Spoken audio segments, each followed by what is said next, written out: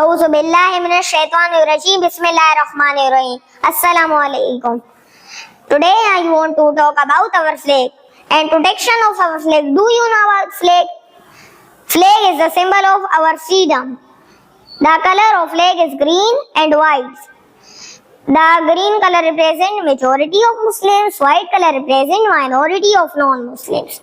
The flag represents our country's history, culture and values. But have you ever thought about the importance of protecting our flag? Our flag is not just a piece of cloth. It represents the sacrifices of our ancestors, the courage of our soldiers, the hopes of our people. Protecting our flag, give respect to it and make it the symbol of respect. Thank you.